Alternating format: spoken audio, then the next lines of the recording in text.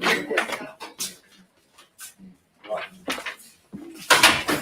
morning, good morning, good morning. How are you? Happy New Year. We're back. Hope you're well. Hope you had a good Christmas. It's 2021. Can you believe it? I can't. Hope it was good for you. We had a fantastic Christmas. Very lucky. I know lots of people weren't so lucky. I know it's been tough for loads and loads of people out there. And my heart goes out to you if that's the case. But I hope it isn't. And I hope you had a good time. And what about New Year's resolutions? What are you doing? Lots of diets, methinks, and lots of fitness. That's usually the way, isn't it? Diets and fitness. For me, it's chocolate this year. Got to give up the demon chocolate. Every time I see a bar of chocolate, got to eat it. Never buy the stuff, but people bring it in. All the guys bring it in, put it in front of me. Just can't resist it, you know? So I hope you're well. In terms of things here, really busy still.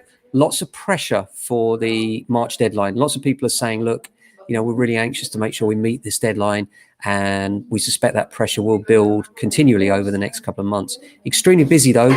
Everything that we get viewings on seems to result in offers right now, and generally very busy. On to the general property news.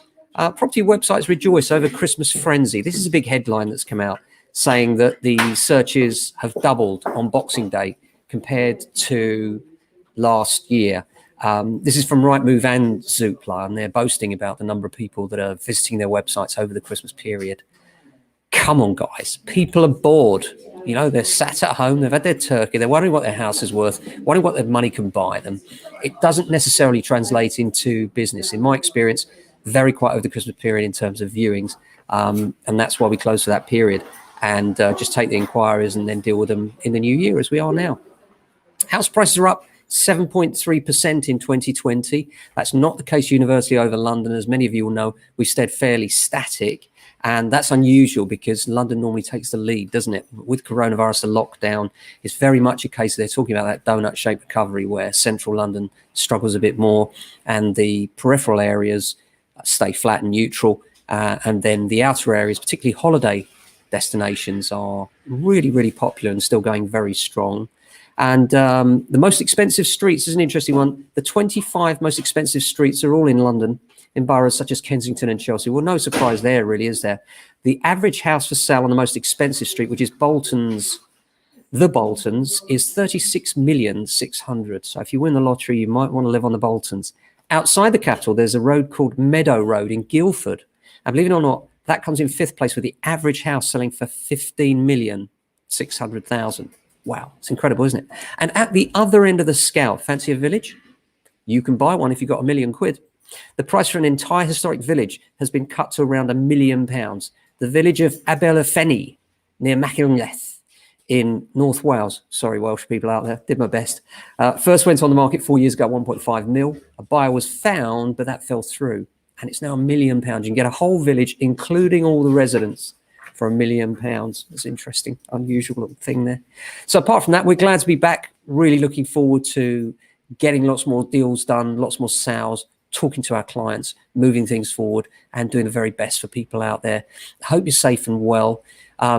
Mixed feelings about this year, obviously. We've still got the virus. It's worse than it ever was. So we're being really, really cautious in that regard. Flip side, the vaccines are out. Second one's being administered now in haste, and hopefully some months from now we'll be out of this. In the meantime, stay safe and well. Make sure that you be as careful as possible because this thing's not over yet. But there is a light at the end of the tunnel. It is a chink and a long way into the future, as Georgia Ladbury said, but it is there. And on top of that, Brexit, I know many of you didn't want Brexit, but we had it. It's done. But the good news is there is a deal. So I do think that those two things together will soften the blow of the end of the stamp duty deadline, which is obviously the thing that everybody's worried about right now is, you know, what happens when that deadline goes? Will the market sustain? Will it drop off a cliff? And I think that things will slowly return to normal. I don't think we'll quite be there in the spring. My gut feeling is it may take a little longer than that, but time will tell. But anyway, it's great to be back.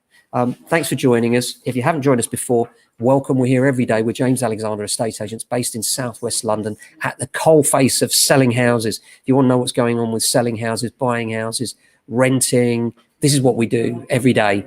And we're always speaking to people. So we get the market sentiment from the ground floor, really, you know, getting the clients and asking them what they think and, you know, how they see the market going. Good morning, the jungle. Happy New Year to you too, guys. And so from that point of view, we like to give you it sort of, we think we get the news a bit earlier. The sentiment comes to us first. You know, people can talk about what house prices have done, but that doesn't give you an indication of what they're actually doing.